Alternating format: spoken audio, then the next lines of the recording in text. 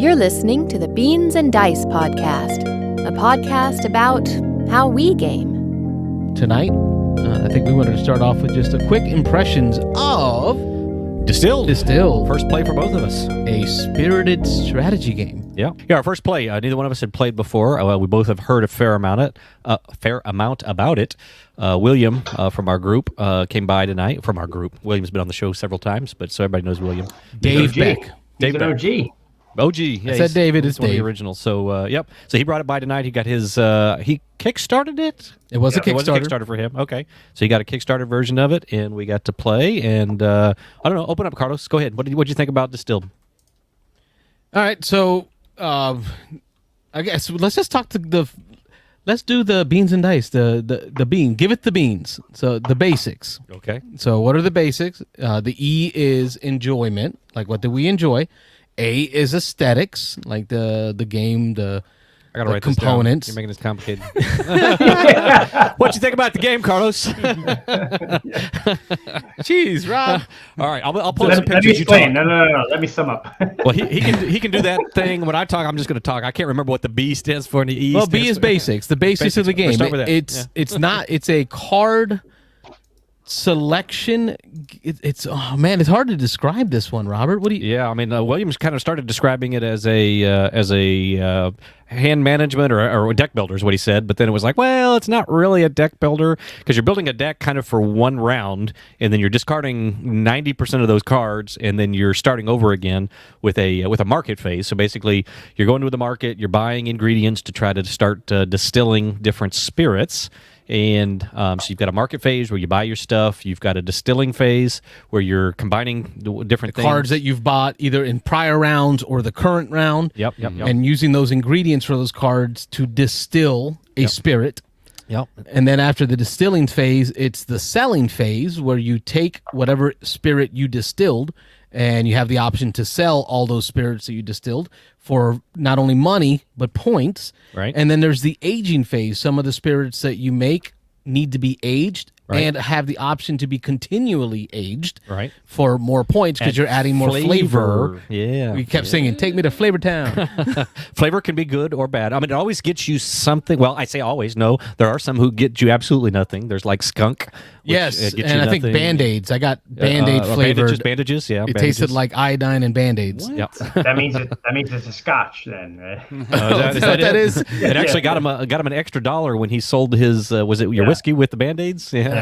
Yes. So it actually made him money. A lot of people identify Scotch taste as like an iodine bandage type flavor. Okay. Well, there you go. Here's our expert. Resident alcoholic in the room. Yeah.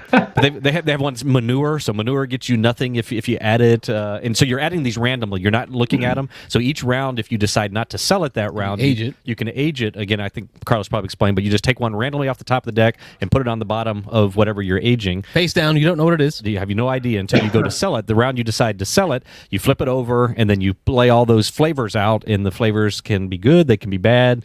Some of them get you nothing. Some of them, like I say, they all get you either something or nothing. So nothing loses you anything.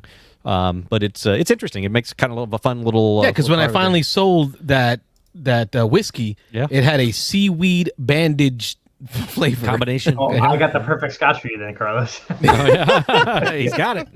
He's got that one. And then finally the last round after aging is what you sell. No, we sold. Oh, that's just end around cleanup. Yeah, the cleanup phase. Yeah. So you do that for 7 rounds. So it is very tight. Yep. It is very tight. It's got a push your luck mechanic, which is kind of cool. And this kind of game, it's kind of almost a Euro-y, a thinky game, but that there's a push your luck mechanic that as you're doing your spirits, as you're putting in ingredients, and then you're going to mix up. Sometimes you're just mixing like 4 cards. Sometimes you're mixing like 10 cards. You shuffle. Everybody shuffles kind of simultaneously. And then for fun, in turn order, we went around the board, but you take off your heads and your tails. So after you stop shuffling, you take the top card and you flip it face up, and that comes out of goes back to your pantry, so you're not losing it, but it goes back to your pantry for future uses. Then you take the bottom card, the tails off, and you set that aside back in your pantry, and then you flip all of the remaining cards, and then you see what you ended up with. And so the different things you're trying to distill, whether it's a whiskey or a gin or whatever, have different requirements. And so you go into it putting these ingredients in, hoping that when you take your heads and your tails off, you're not going to lose one of the required components for what you're trying to brew or trying to distill. If you do, you always can default down to it was either a Vodka or a moonshine. vodka or moonshine. So I'm trying to find the board here. Here it is, so we can see this a little better, folks. And for you folks at home, we'll describe it as best we can. You've got this clipboard that shows all the recipes that you know how to make. And at the top of the clipboard are the most simple recipes, your moonshines and your vodkas. And as you go, you can pay to gain new recipes, either bronze, silver, or gold recipes that are going to give you more victory points, but they're going to have more specific requirements for what ingredients need to be in that distilling spirit. To be able to call it that label, to get the label and the points for it. As you push your luck, because you're putting all these cards into a stack and you're removing top and bottom, head and tails, yeah. from that stack that you made, you could remove the card you needed to make it a rum. Yep. Right? Like I need a plant sugar to make it a rum. I need 2 sugars from plants. And if I only put 2 sugars from plants in that stack and I accidentally remove one on the tail or the head of the sugar, it's no longer a rum. It can't be a rum. Right. So I have to go down or up the list to something easier to make that still meets the requirements for the ingredients of what's left in that stack. So I'm kind of losing points. So it really gave me a feel of like, what's the game with the rats? The Quacks of Quedlinburg. Like you're adding ingredients in and you're pulling out, trying to push your luck to say, is this enough? Do I have enough in this stack to be able to get what I need? Yep. And it can hurt. Yeah. It can hurt. We'll talk about that at the end of the beans. And if you fail, you can, as you go up this chart, you can, a lot of times you can make something that's not what you were trying to make. And again, you always default to either moonshine or vodka. If your final product has sugars in it, then you end up with vodka. Vodka. If it ends up with no sugars, if you took all the sugars out by the heads and tails, then you end up with a moonshine. And so, again, they're always going to give you something. One of them gives you $2 and 1 point. The other gives you 1 point and $2. But you're trying to get the more complex ones to get the big points. And so, and because you're racing, there's only so many of each label on the board that you can grab. so many gins, Actual whiskeys. labels of the different types of spirits. So there might be 3 whiskeys on the board in a 3-player game. So the first 3 people to make whiskey, or the first person to make 3 whiskeys, take all the whiskey labels. So it removes your opportunity to make different types. So it is almost a race too. Yeah. The labels give you bonuses on the sideboard. So you can continue, after those 3 are gone, you can continue to make whiskey and you can get the dollars and the points for it. But the first 3 get labels. And when you get those labels, you have a little sideboard, or at the top of your board, you get some little bonuses. And so you can choose each time you get one of those labels, you cover something up. And when you cover it up, it gives you, like, you can grab a free ingredient, you can grab a free upgrade to your distillery. Or you can just get more points. You can get more points. Yeah. So, I like the bottle mechanism. When you go to sell your spirit, you must pair it with a bottle. You start off with a basic bottle that always stays in your item in your warehouse. always comes back to you. But you can buy upgraded bottles that they're a one-time sale, but they're going to give you bonuses for either victory points or money. This one gives you 4 victory points and 2 money. But they all come from different regions, and you have this kind of set collection aspect to the game, where if you can collect 2 or more bottles from a certain region that you've sold that go in your display, you're going to get more points for the more of that set. So it really kind of regionalizes you. Like, you might want to do more Asian bottles because you're making more Asian drinks to kind of create a synergy going there. Yeah. So I like that aspect. Yeah. And that's where we are. So we went from basics is beans, B for basics. Okay. E is enjoyment. So what did you enjoy, Robert? I liked the pressure luck. I'm a fan of pressure luck, even though I'm not a huge fan of luck normally in games. But pressure luck, having some control over it, being able to go as conservative as I want. The pressure luck comes in that you can add as many ingredients when you go to distill. You can throw extra ingredients in there so that when you draw your heads and your tails, it's less of a chance that you're going to draw out that one ingredient that you really needed to brew or to distill what you wanted. So having that in there, the ingredients are expensive though, and they're kind of tight in the game. Oh, very tight. So you don't just want to throw in tons of them just to throw them in, because the next round of that market phase, then you're going to spend all your money reacquiring ingredients. So I liked that part of it. That was fun. I enjoyed the upgrade aspect. So there's a upgrades that you can buy for your warehouse, and it was a variety of fun stuff. Yeah. I think one of them was a drone, so you can use that drone to copy. Spy on the other people. Right, Yeah. another upgrade that's face up on the table. A lot of the upgrades allowed you to reduce how many cards you had to remove from the head or tail, or to allow you to kind of mulligan that flop from the head or the tail. Or put more stuff in, put extra alcohol cards. Extra alcohols are kind of wilds in the game. Yep. So it adds a mitigation factor. It's costly. Like they cost a lot of money to put money into your upgrades. But I really enjoy that because that gave you the engine building. Yeah. Almost like Chocolate Factory. Kind of felt like a Chocolate Factory-esque where you're buying different equipment or different machines to do things better, but at a cost of money, which you would normally be using to buy ingredients. So you're going to have to balance that. And it's nice because they only give you 3 upgrade slots. So you have to make decisions on, is this my optimal upgrade setup, or do I want to buy another upgrade and replace one because I'm already at 3? So I enjoyed that. There are public and private objectives. So during the game setup, you get 3 face-down private objectives. There is a point after the 3rd round of 7. Everybody has to discard 1 of those. So you can end up keeping 2 of the 3. So you get a little bit of idea to get a couple rounds into the game, see which one of those objectives you may be able to complete.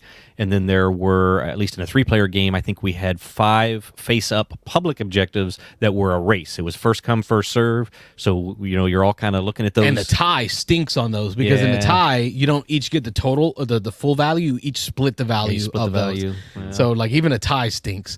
Yeah, so you and William, I think, tied on 1 or something. Well, almost did. Oh, you almost I tied. decided not to. I was rooting because for I you made to- more money Yeah. by letting my whiskeys age another year than to tie with him. Yeah. So that was the E, enjoyment. So A is aesthetics. So we're doing the beans, giving Okay. the beans. A for aesthetics. A plus. A plus plus plus. I think so. This game to me is beautiful. It's beautiful on the table. I like the way it looks. I love the labels. All the labels look almost like real labels of alcohol that you would imagine. The cardboard quality of the tokens, that linen finish was strong. Like I was taking some close-ups Cards were nice, yeah. with the DSLR, and the pictures look great because of that thick linen finish. Yeah. The money was the cardboard I money, said the money wasn't crazy about. but it was cardboard. It did its thing. Yeah, it was cardboard money. I've seen the metal money for the folks that upgraded to that. The cubes are bigger than your normal cubes. Yeah. They're like the large cubes of Terraforming Mars, right? Not like I mean like the money cube, right? The big one. Is it the 10 silver value one is or bigger? whatever. Yeah. So Oh, they're the bigger gold than your or- normal cube size. What do you think of the aesthetics? I did. I liked it. Definitely above average. There were some things that I would. I'm trying to think of what tokens I would have liked to do. Well, you can see here the pictures were showing the screen printed. That's the score markers. So those are kind of nice. They were. I guess that one that says the distillery. Yeah, wooden one. score markers. Yeah. So overall, Card quality was nice. yeah, card quality was good. Diverse populations in the deck. So all the people that you could hire, very diverse group. I know you can upgrade to metal cubes. I think metal cubes are cool. So this one, Dual layer boards. dual layer board, that nice. had a slot for your recipe cards and for your special recipe. Yep. So aesthetics to me A++. Okay. Yeah, I'd say definitely strong on the All aesthetics. right, so we're giving the beans. So Okay. now we're on N. In what's in N is negatives. negatives. So any negatives.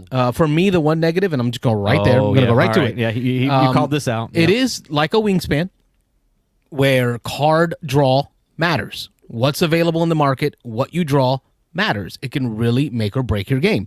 And then Yeah. the one thing that kind of stuck in my craw was your special. William's looking at me now. He popped in. Yeah, he's got He's his head here popped in still. here. Yeah, he's he's popping on in the his way studio out the because he door, hears but- me talking trash. My special recipe was a bourbon, and I needed corn. There are only 3 corn cards in the whole deck to be able to make your special signature recipe. Well, again, I think it was for all of us. Yeah, each one of us. And then William draws it, but then burns it and buries it at the bottom of the deck. So Yeah. it's like, so it hurts. It's a negative play experience. I have to bring it up. The randomness of the cards can impact. Liquor is a cutthroat industry, my friend. yeah, but there you go. But, so, Thanks, Mike. Just sort of jumping in there for a second. I mean, as someone, I've homebrewed beer for 20 years, and I've aged spirit. It's illegal to distill your own, but you can age your own spirits. Corn is one of the most prevalent things out there. Like literally, corn is super cheap. America. So like, the It's fact on my that there's Busch only Light. 3 of those in the deck. That's not a good thing. Yeah, they used it as Corn should we be didn't- pretty prevalent. I don't think we talked about before, but each person, it's asymmetrical starting ability, starting Yes. power. So we got 3. I think. I was an American whiskey distillery. Rob was a Asian No, it was a European distillery. Catholic nun. Yeah, it was a Catholic nun Yep. making They gin make the over best there. shit. Yeah. Absolutely.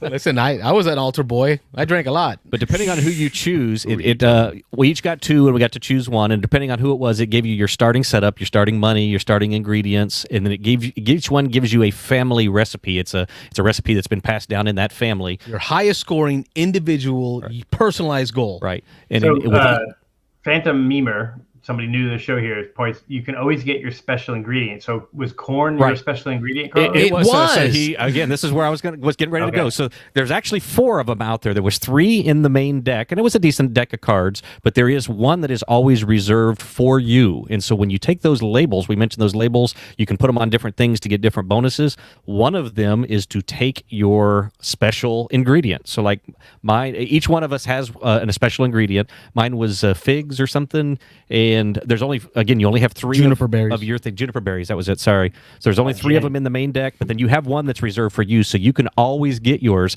Carlos got his. He decided. And then I created my stack, Yep. and I had a mechanism to mulligan if needed, but the grain got flopped out of my stack. I needed 3 grains in order to make my special ingredient. When I was done with the mulligan flop, I still didn't have enough grain in that spirit to call it my special recipe. So I lost permanently access to my corn and then could not find corn in the deck. Yeah. There's my negative. Yeah. That was pretty much it. That was the only negative I had. But again, with that pressure luck and in making it, like I told Carlos, I waited until later in the game to do mine, and when I did mine, I overkilled it. So I made almost Like 100 juniper berries in there. Yeah, I was shuffling 14 cards, which in this game is a lot. So I almost guaranteed there was probably maybe less than a 10% chance that I could fail at it. So And that's a learning experience. I'm not saying that that's going to be a negative every game, and now I know I'm not going to try to shoot for my special recipe until I have so much corn in there that there's no way I'm not going to get the corn in there. And as Phantom Meber points out here, let me, I'm jumping I got between him. screens. He's got in here. So your special ingredient also has, the one that's set aside for you, it's printed on there that if you pull it out as the head or the tail, you actually can put it right back in. So you can't lose it that way. So the only way you can lose it, again, is by just completely blowing the recipe, which is what Carlos did. I guess I had to go to the bathroom, and I didn't stir the pot in time, and I messed up my batch. So, and you tried to you used your special ingredient on something that wasn't your... No, it was my special. I was going for my special. I'd have to look again, but I don't think you can fail that. Oh, I did. Because I didn't have enough grains. And it required 3 grain symbols. Oh, okay. That's 3 right. grain Yes. icons. Right. Mine. And my corn counted as 1 grain icon. Okay, so you can fail it. Yep. Yeah. Oh, I Okay. did. Yeah. Oh, I can tell you. You can. Carlos. But, yeah. So Hey, Mike, raise your volume up for the folks at home. So mine required 3 fruit sugars, and so I put 5 in. And so if I happened to draw 2 of them, I was still guaranteed to make it. So that's what I again. So now the last can't one is guarantee the S. So giveth the beans. We did the basics, we did the enjoyed, we did the aesthetics, we did the negatives, and now we summarize. In summary, the game to me, I told Rob right at the end, actually in the middle of the game, I was IMing Dan over at your turn. Hey, do you still have any copies left? And how much? So Dan says he still has copies left. They're $80. 3 copies left, He so- also has the upgrades available for the expansions. For Africa, I think was one of the expansions, as well as the Mats? neoprene mat, Matt. as well. So Dan, at your turn is your guy if you want to buy a copy. But for me, it was a good game, and the theme has it stuck in my head. The theme alone, the gameplay along with the theme, because they're integrated so well, it's exactly what I look for in board games, where the integration of theme and mechanisms make the game fly without having to look at the rules. So I'm not ready to call it a buy because that $80 price tag, right? That $80 price tag to me A little is steep. Yeah. But it's if not I going have retail, extra right? money, the retail. Retail. If I have extra money, if like it come in a drop, maybe my birthday, or I'm allowed to spend a little more, maybe Easter if wifey's watching, that'd make it a great Easter basket present. You know she's watching. The 80 was with everything, though. It was with all the Kickstarter stuff. That was with No. the mat and everything? Oh, that was just the That's base game? just the base game. Oh, okay. Gotcha. That is steep. Yeah. I mean, the production was good. I don't think it was $80. Buy, try, or deny. I say try. based on my play, a strong try with maybe a buy. Yeah, I'd say a strong try, maybe a buy as well. It's almost, it's there. If you've got the $80 and you like this, I would call it. How would you weight this? What do you think as far as a weight? Well, BGG calls it a 289, and I'm in agreement. fair. Yeah, that's fair. It's on the complex side. I agree. I don't think it was that complex. How to win almost is a 3 complex, but yeah, but it's pretty complex. the science behind it, the mechanisms of like distiller, and Rob and I have done a lot of brewery tours and stuff. Yeah. So we really enjoy. I guess I enjoy that idea. Yeah. So to me, it made it easy. 289. That weight is accurate. Okay. So this was in the realm, like Mike and I are the Kickstarter people. This was like one of the Kickstarters where it hit at a time, I don't know, it was like a year ago. So it was kind of like just towards the end of the pandemic. I was trying to pull back from Kickstarters. And this one was like, I was so close to pulling the trigger full in on this one. Because again, it's a few minutes ago, I said, I've been homebrewing beer for a number of years. I've aged spirits. I'm interested in that stuff. I enjoy spirits. My background prior to finance was biology, chemistry, so I enjoy the chemistry aspect of it. And when you look at the game and you looked at the trailers on Kickstarter, it was clear that whoever developed this game understood basic principles of distilling and the industry itself, right? So like the theme was there, hardcore for me, and it was like I just need to know, like, is the gameplay there, right? Will the highly thematic introduction of how you distill and how the spirit industry works into a game, will that translate to a good game experience? And then the price tag was a little higher than, like, it was like, to go all in with all the expansions and everything. It was, it was $100 something bucks. And I'm like, I just don't know. I'm not gonna back it, right? Because I have, viticulture and I have brew crafters and a bunch of other, like, distilling games. So $60. Yeah, it would move it to a buy. It'd be almost at $60. It would be an automatic buy for me. That's what I'm like. I'm still like, I was excited to see you guys playing it tonight, and I know Diego got his copy and he's gonna play it. So like, I want to know people that I play with. I've played games with both of you. I played with Diego. If you guys all go, hey, this is a pretty good game, then I'm like, hey Dan, save me a copy because I'm buying it, right? Because I kind of regret not packing it, but then it's like, is it really going to replace other games that I already play on a regular basis? I don't know if Diego's tried it yet. He's in the chat, so he can chime in. I know I played some games with him this last weekend, and he brought it, and we were looking at playing it. We ended up playing Orleans instead, but I know he was saying he wanted to play it ASAP, so I'm guessing he probably hasn't played it yet. I think he was talking about maybe game day, bringing it and playing it. But yeah. Mike, what'd you think our review, our Giveth the Beans that we did for Distill? What'd you think, Mike? Oh, no, I think it sounds good, man. That sounds like a game that I would enjoy as well, because I know that it's got the asymmetrical powers and it's got the stuff that I enjoy. It was an interesting mix-up of mechanics. Again, it's a kind of a thinky game, and you don't really see press your luck in a thinky game like that. So that was kind of new to me. I don't know. I struggle. To recall. It's a tough combination. Yeah. And I love the whole concept of heads and tails is really interesting, and how that might work in a game, because when you distill spirits, when you cut off the heads and tails, you're really trying to cut off the really dangerous chemicals and the dangerous elements that will really taint your alcoholic beverage that you end up with at the end. And so, like, where you cut that off is a science that's crazy. And so, and then you take that, middle part that you have and you age it in random wood that you have no idea what it's going to do over 15 or 20 year period. You hope it's going to be great, And so I think that's where that push your luck aspect, like, I have to put in enough to make sure that if I do the heads and tails, I don't lose what I need. Is pretty cool. And that's why I was really hoping that mechanic worked well as gameplay. So it's good to hear that you guys had, 14 alcohol in one of them that you made, Rob? Something like that, yeah. It was, I had 14 cards, but I think it was like 11 alcohol in there, but yeah. That was potent stuff. Oh, yeah. We labeled it death. Yeah. And there was one of the objectives I was trying to get is one of the public objectives was to have, was it 6 or 7 in one distill. So, I overdid it a little bit, but yeah, I got what I wanted. Thanks for watching the Beans and Dice podcast. Don't forget to like and subscribe.